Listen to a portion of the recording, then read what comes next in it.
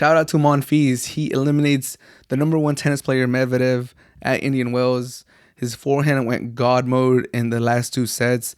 After dropping the first set to Medvedev, Monfils wins the second set, forces a third set, a deciding third set, and then he takes the third set in very convincing fashion. He beats him 6-1 in the third set, and Monfils has had a very, great start of the season. He's talked about how he thought about retiring last year, but he starts the season real strong. He's married now. His wife is great for him, and at the age of 35, he's having one of the best starts to a season. So shout out Monfils. And this dude is an entertainer, man. I love how Monfils plays. I love his charisma. I love how he carries himself on court. Watching that man play is a pleasure, in my opinion. He beat Medvedev, the number one player in the world. Only the second time he's beaten a number one player, a player ranked at the time of the match as the number one player.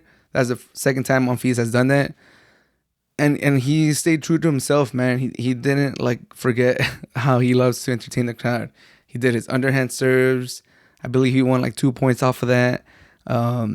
He still did his mannerisms when he goes for a kill shot, jumping up and kicking and doing all this crazy stuff that Monfils is known for. He still did all of that, and he still came back and beat Medvedev.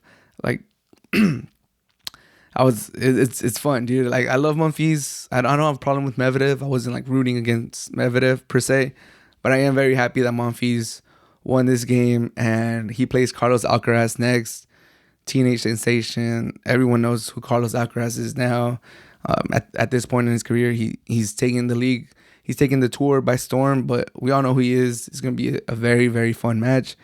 And honestly, if it's not Nadal, I wouldn't mind Monfils winning it, dude. He's never won a Masters 1000 tournament in his career, which is crazy. He doesn't have a Grand Slam, and he's one of these players that have been consistently good for a long time. I believe he's gotten to a final in an ATP tournament for the last 15, 16 years, which just goes to show how consistent he has been, and which just makes it crazier that he's never won a Masters 1000 or a Grand Slam. Grand Slam, more understandable. We've had these behemoths of the sports in Federer, Djokovic, and Nadal. Only a few have been able to get a Grand Slam since with them playing. So it's not too crazy to think Monfils has not won one of the slams. But the fact that he's never won the Masters 1000 is just shocking to me. And I do hope that he wins one before he retires. And I'm also happy that he's playing so good at the age of 35. Nadal, which I'll talk about in a little bit, has been killing it, and he's 35 years old too. So we got to give Monfils his credit too. 35 years old, contemplating retirement last year, wasn't having the results that he wanted. His rank was dipping, and now, dude, he won a tournament at the beginning of the year in Australia, and he's had some real strong showings. So I'm just happy for Gael Monfils. What a match. He takes down the number one player. And for Medvedev, it's more of the same from this next generation.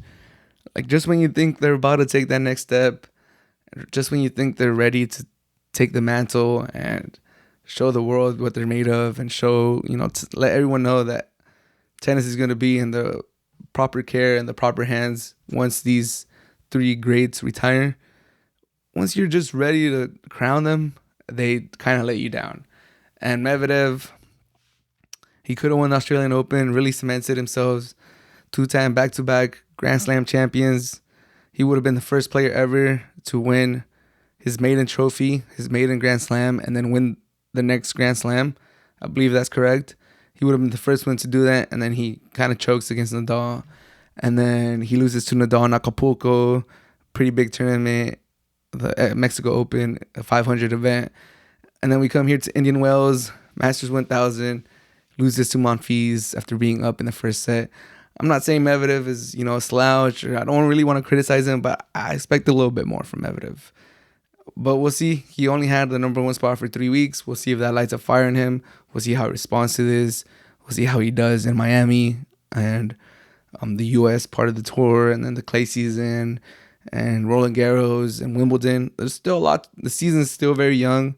He very easily could win that number one spot, especially with Djokovic vaccination status in limbo, and we don't know which tournaments he's going to be able to play. We don't know how many points he's going to drop because of that.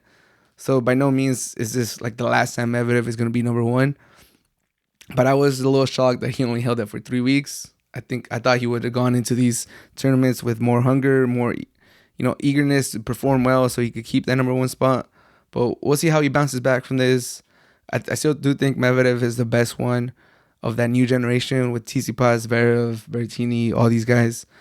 But like I said, I think a lot of people, once he won the Grand Slam, once he won that number one spot, and he basically won it the same week he got eliminated in Acapulco, and people were just like, yeah, he's the one that broke the curse, or like broke the streak of no new number ones since like 2008, when it was Nadal, Federer, Murray, and Djokovic, who had been number ones for like 18 plus years or something like that.